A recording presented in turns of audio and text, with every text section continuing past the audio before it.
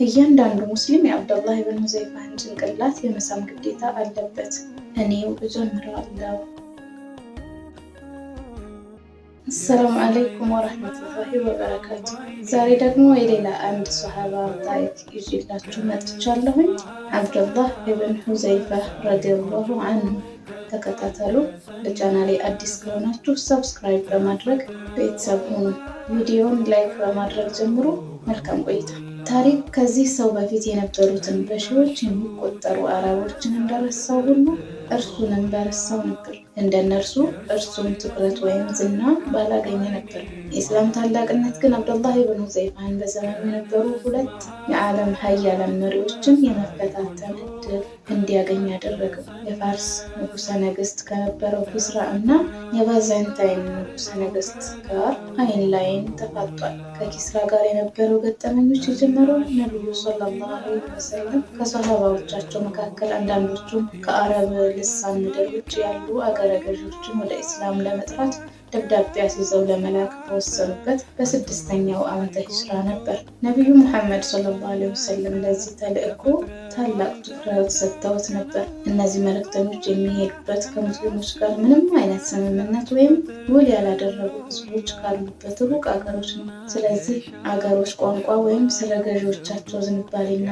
ባህሪው በሰፊው አያውቁም ነበር። ገዢዎቹ ሃይማኖታቸውን እንዲተዉ፣ ስልጣናቸውንና ዝናቸውን እንዲለቁ እንዲሁም ከጥቂት ጊዜ በፊት ባሪያዎቻቸው የነበሩትን ህዝቦች ሃይማኖት እንዲቀበሉ ማድረግ ነበረባቸው። በመሆኑ ግዳጁ ምን ያህል አደገኛ እንደነበር መገመት አይከብድም። ነቢዩ ሰለላሁ ዐለይሂ ወሰለም እቅዳቸው ምን እንደሆነ ለማሳወቅ ሶሃባዎቻቸውን ሰበሰቡ። ንግግራቸውን አላህን በማሞገስና በማመስገን ጀመሩ። ከዚያም ስለ አላህ አንድነት ምስክርነታቸውን ከሰጡ በኋላ ከእናንተ መካከል አንዳንዶቻችሁን ወደ ውጭ አገር ገዢዎች ዘንድ ለመላክ እፈልጋለሁ። እስራኤላውያን የማርያም ልጅ ከሆነው ከኢየሱስ ጋር እንደተጣሉት እናንተም እንዳትጣሉኝ በማለት ንግግራቸውን ቀጠሉ። እነሱም የአላህ መልእክተኛ፣ እርሱ የፈለጉትን ማንኛውንም ነገር እናደርጋለን፣ የፈለጉት ቦታ ይላኩን በማለት መለሱ። ስለዚህ ነቢዩ ሰለላሁ ዐለይሂ ወሰለም ከሰሃባዎቻቸው መካከል ስድስቱን ለአረብና ለውጭ ሀገር መሪዎች ደብዳቤዎችን ይዘው እንዲሄዱ አዘዟቸው። ከነዚህ መካከል አንዱ አብደላህ ኢብኑ ሁዘይፋ ነበር። የነቢዩ ሰለላሁ ዐለይሂ ወሰለም ደብዳቤ ለፋርሱ ለኪስራ ፓርቬት ለማድረስ ተመረጠ። አብደላህ ረዲየላሁ ዐንሁ ግመሉን አዘጋጅቶ ሚስቱንና ልጆቹን ተሰናበተ።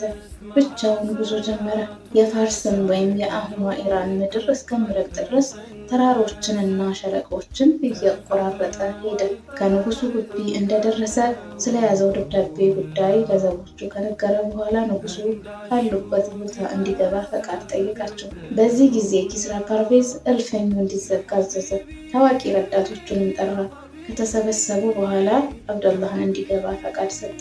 አብደላህ እንደገባ የፋርሱ ሀያል መሪ በጣም የተሽቆጠቆጠና የተዋበ ካባ አደረጉ። ትልቅና አሳምሮ የተቀመጠ ጥምጣም አድርጎ አየው።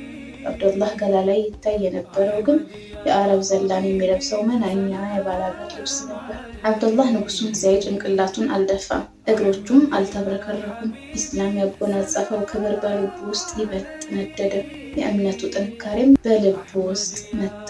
ኪስራ ፓርቬዝ መልእክተኛው እየቀረበው መምጣቱን ባየ ጊዜ ከወታደሮቹ መካከል አንደኛው ደብዳቤውን እንዲቀበለው ምልክት ሰጠው። አልሰጥም አለ አብደላህ። ነቢዩ ሰለላሁ ዐለይሂ ወሰለም ይህን ደብዳቤ በቀጥታ ለአንተ እንድሰጥ ነው ያዘዙ።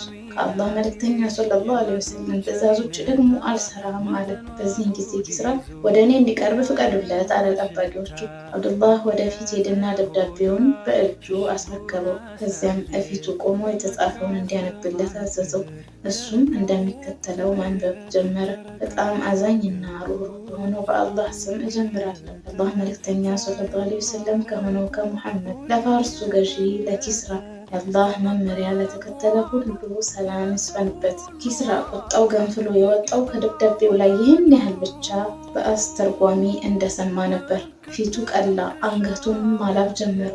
ደብዳቤው በውስጡ ስለያዘው ሌላ ነገር ምንም ሳያውቅ ከጸሐፊው እጅ ላይ ነጥቆ ቀደደው። የእኔ ባሪያ የነበረ ሰው እንዲህ አድርጎ ለመጻፍ ይደፍራልን? ሲል ጮኸ። ነቢዩ ሙሐመድ ሰለላሁ ዐለይሂ ወሰለም በደብዳቤያቸው ላይ የእሱን ስም በቅድሚያ ባለማስፈራቸው ነበር የተናደደው። ከዚያም አብደላህ ረዲየላሁ ዐንሁ ከተሰበሰበው ሸንጎ መሃል እንዲባረር አዘዘ። አብደላህ የሚደርስበት ምን እንደሆነ ሳያውቅ ወጣ። ይገደላል ወይስ በሰላም ወደ መጣበት ይመለሳል? ይህን ለማወቅ ግን ብዙ መቆየት አልፈለገም። በአላህ ስም እምላለሁ የነቢዩ ሰለላሁ ዐለይሂ ወሰለም ደብዳቤ እንዲህ ሲሆን ካየሁ በኋላ በእኔ ላይ ስለሚደርሰው ሁሉ ደንታ አልነበረኝም ብሏል። ከዚያ በግመሉ ላይ ወጣና መጋለቡን ተያያዘው። ኪስራ ንዴቱ እንደቀነሰለት አብደላህ ተይዞ እንዲቀርብለት አዘዘ። አብደላህ ረዲየላሁ አንሁ ግን አልተገኘም። ወታደሮቹ ወደ አረብ ልሳነ ምድር የሚወስደውን መንገድ ሁሉ አሰሱ። ርቆ መሄዱን ብቻ ነበር ያረጋገጡት። አብደላህ ረዲየላሁ አንሁ መዲና እንደተመለሰ ኪስራ ደብዳቤውን እንዴት እንደቦጫጨቀው ለነቢዩ ሰለላሁ ዐለይሂ ወሰለም ሲነግራቸው መልሳቸው ስልጣኑን አላህ ይቦጫጭቀው የሚል ብቻ ነበር። በዚህ መሀል ኪስራ በየመን ለሚገኘው ወኪሉ ለበዛን ደብዳቤ ጻፈ። በሂጃዝ ብቅ ያለውን ሰው 2 ወታደሮች ተልከው ወደ ፋርስ ይዘው እንዲመጡ የሚል ትዕዛዝ ነበር። በዛም ካሉት ወታደሮች መካከል 2ቱን ደብዳቤ ያስይዙ ወደ ነቢዩ መሐመድ ሰለላሁ ዐለይሂ ወሰለም ላከ። ደብዳቤው ነቢዩ ሰለላሁ ዐለይሂ ወሰለም ያለ አንዳች መዘግየት ከ2ቱ ሰዎች ጋር ሆነው ከኪስራ ፊት እንዲቀርቡ የታዘዙበት ነበር። በተጨማሪ 2ቱ ሰዎች ስለ ነቢዩ መሐመድ ሰለላሁ ዐለይሂ ወሰለም የቻሉትን ያህል መረጃ እንዲሰበስቡና ጥሪያቸውንም በጽሞና እንዲያጠኑ በዛም ጠይቋቸዋል። ሰዎቹ በአፋጣኝ ጉዞ ጀመሩ። ጣኢፍ እንደደረሱ ጥቂት የቁረይሽ ነጋዴዎችን አግኝተው ስለ መሐመድ ጠየቋቸው። የስሪብ ውስጥ ነው አሏቸው። ቁረይሾቹም እጅግ ተደሰቱ። ይሄ ለእነሱ መልካም ብስራት ስለነበር በየቦታው እየተዟዟሩ ሌሎች ቁረይሾች ደስ ይበላቸው፣ ኪስራ መሐመድን ለመያዝ ስለተዘጋጀ ከሱ መጥፎ ስራ ትላቀቃላችሁ በማለት ጮቤ ረገጡ። ይህ በእንዲህ እንዳለ 2ቱ ሰዎች በቀጥታ ወደ መዲና ሄደው ነቢዩን ሰለላሁ ዐለይሂ ወሰለም አገኟቸው።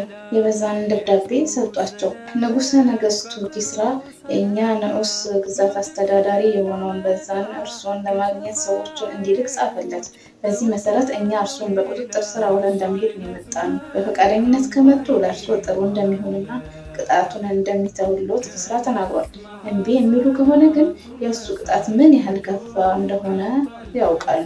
እርሱንና ህዝቡን ለማጥፋት ኃይል አለው በማለት አሳሰቧቸው። ነቢዩ መሐመድ ሰለላሁ ዐለይሂ ወሰለም ፈገግ ብሎ ዛሬ ወደ ድንኳናችሁ ሂዱና ነገ ተመልሳችሁ እንድትመጡ አሏቸው። በሚቀጥለው ቀን ወደ ነቢዩ ሰለላሁ ዐለይሂ ወሰለም መጥተው ኪስራ ፊት ለመቅረብ እና ከኛ ጋር ለመሄድ ዝግጁ ነዎትን ሲል ጠየቋቸው። ከዛሬ ጀምሮ ኪስራን አታገኙትም አሉ ነቢዩ።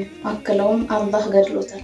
በዚህ ሌሊትና በዚህ ወር ላይ ልጁ ሽርዋያህ የእሱን ቦታ ይዟል አሉ። 2ቱ መልእክተኞች በድንጋጤ በድን መስለው የነቢዩን ሰለላሁ ዐለይሂ ወሰለም ፊት አፍጥጠው አዩ። ለመሆኑ የምትናገረውን ታውቃለህ በማለት ጠየቋቸው። አሁን ይህንን ለበዛ እናሳውቀዋለን በማለት በአግራሞት ጠየቁ። አዎ በማለት ነቢዩ ሰለላሁ ዐለይሂ ወሰለም መለሱ። አዎ ኢስላም በኪስራ ንጉሳዊ ግዛት የሆነውን ክልል ሁሉ ይሸፍናል። በዛም ኢስላምን ከተቀበለ አሁን በሚቆጣጠረው ግዛት ላይ ገዢ እንዲሆን እንደምንሾመው ንገሩት አሏቸው። 2ቱ ሰዎች ወደ የመን ተመልሰው ስለሆነ ሁሉ ለበዛን ነገሩት። እሱም ሙሐመድ ሰለላሁ ዐለይሂ ወሰለም ያለው እውነት ከሆነ እውነትም ነቢይ ነው፣ ካልሆነ ግን የሚደርስበትን እናያለን አለ። ይህ ከሆነ በኋላ ከሺርዋይህ የተላከ ደብዳቤ ለበዛን ሲመጣለት ብዙም አልቆየም።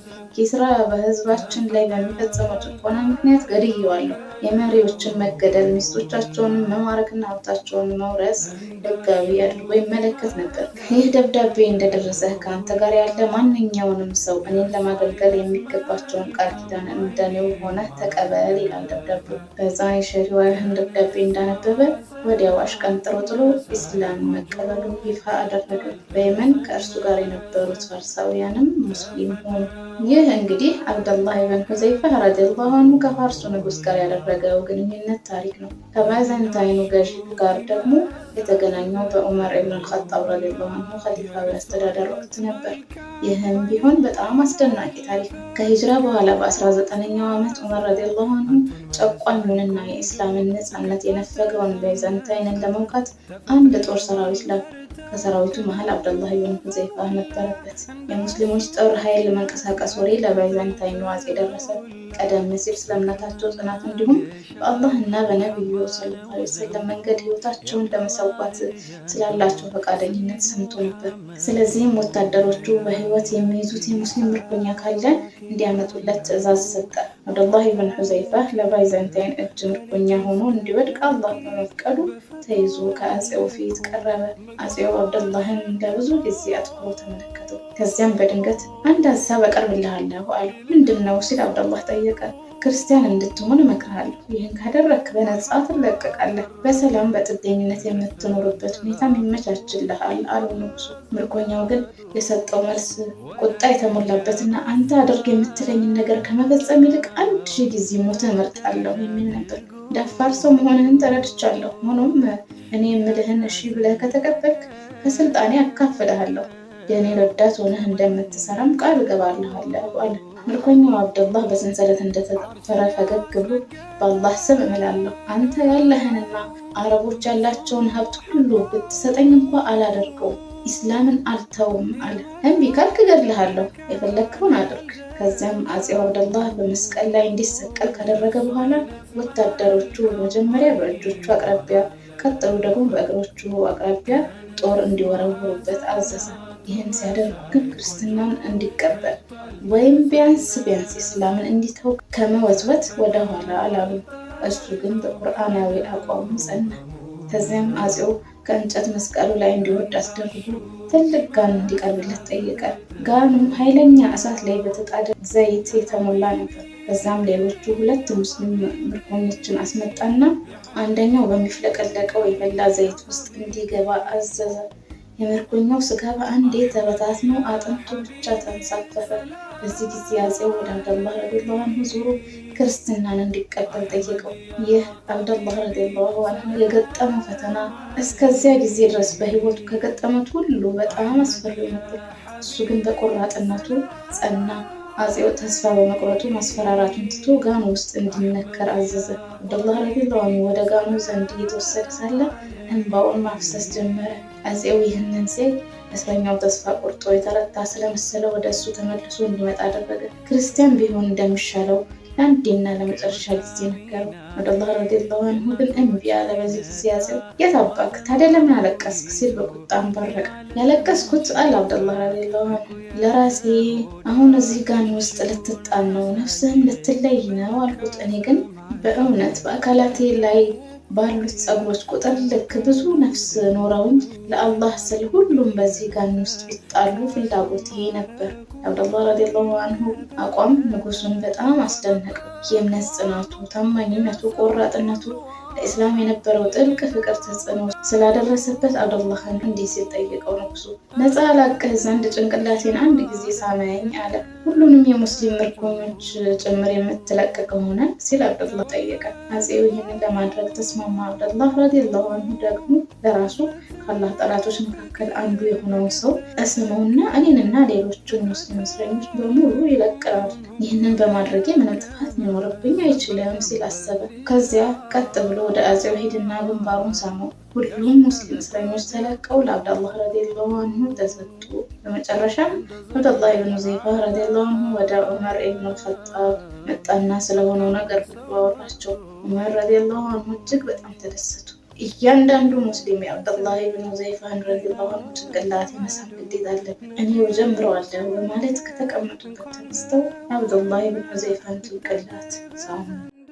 ወዳጁ ይመጣል ያንኑ ተራምዶ የእሱ አይነት መልካም ባይኔ ማላለፈ ከንስት ማሐሰናቱ መሳይ ቆንጆ ከቶ አልተጸነሰ ተፈጥረዋል ጠርዘው ከነውሩ በሙላ እንዳሹት ይመስላል ፍጥርጥሩ ሁላ